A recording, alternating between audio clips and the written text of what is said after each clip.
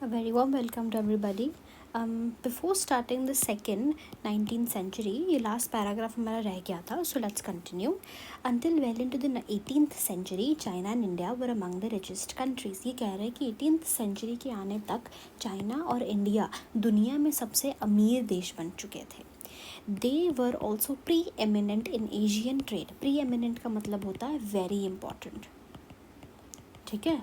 So they were also preeminent in Asian trade. Asia की trade में China और India बहुत importance रखते थे. However from the 15th century China is said to have restricted overseas contacts and retreated into isolation. इस line का मतलब ये है कि चाइना जो है 15th सेंचुरी से अपने जो ट्रेड के कॉन्टैक्ट्स हैं, मतलब कि इसने बंद कर दिया था कोई भी ट्रेड करना और अपने आप को आइसोलेशन में रखता था. आइसोलेशन का मतलब होता है अपने आप को दुनिया से दूर रखना, अपने आप को एक कमरे में बंद कर लेना. ठीक है, बिल्कुल भी किसी से कांटेक्ट नहीं रखना. जो है आपके पास बस उसी को यूज़ करना. तो चाइना जो है वो अपने आप को आइसोलेट कर रही थी. इसी वजह से चाइना का जो रोल था वो रिड्यूस हो गया था और अमेरिका का रोल इम्पॉर्टेंट हो रहा था. अमेरिका अब ज़्यादा उभर कर बाहर आ रहा था इफ़ कंपेयर टू चाइना. इसीलिए ज़्यादा ट्रेड वेस्टवर्ड जा रहा था. वेस्टवर्ड मतलब America. Europe was now Europe now emerged as the centre of the world trade. Plus क्योंकि वेस्टर्निज्म हो रहा था, वेस्टर्न ट्रेड को ज़्यादा इंपॉर्टेंस मिल रही थी, तो सबसे इम्पोर्टेंट उसमें यूरोप था. ठीक है जी. ये हैं स्लेव्स फॉर सेल. देखिए कैसे जो लोग काम करना चाहते हैं वो सेल के लिए रखे हुए हैं.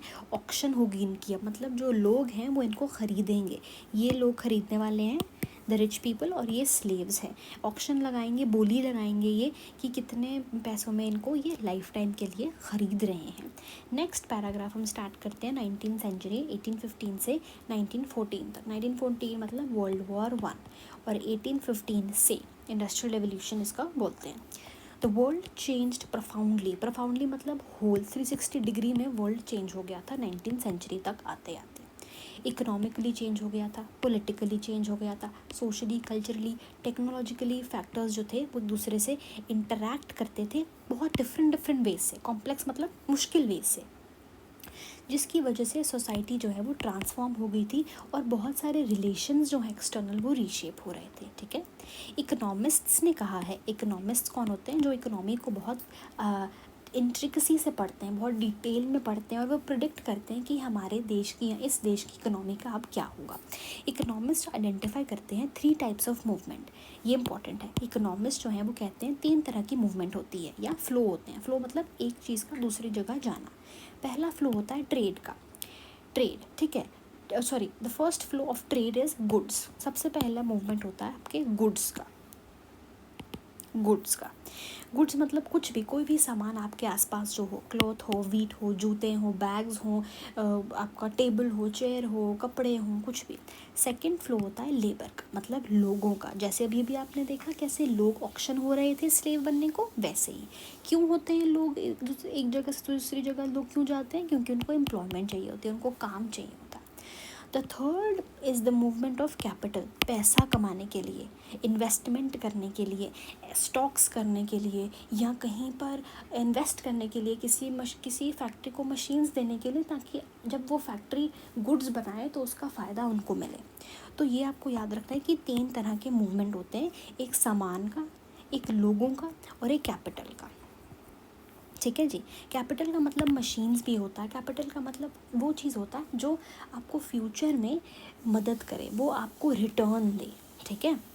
All 3 flows were closely interwoven मतलब एक दूसरे से जुड़े हुए थे ये. And affected people's lives more deeply now than ever before. The interconnections could sometimes be broken. For example, labor migration was often more restricted than goods or capital flows. Yet it helps us to understand the 19th century world economy better if we look at the 3 flows together. वो क्या बोलते हैं कि जो लोग थे उनका, labour का माइग्रेशन जो था वो बहुत रिस्ट्रिक्टेड था, रुका हुआ था. बहुत लोग नहीं चाहते. अब आप खुद बताइए, अगर आप एक जगह के, एक मैनर है, आपका घर है, उसके आप लॉर्ड हैं, आप क्यों चाहेंगे कि आपका स्लेव किसी और का स्लेव बने? आप उसको रखेंगे ना. इसीलिए migration of labour was very restrict and very strict. लेकिन movement of capital and goods was liberal.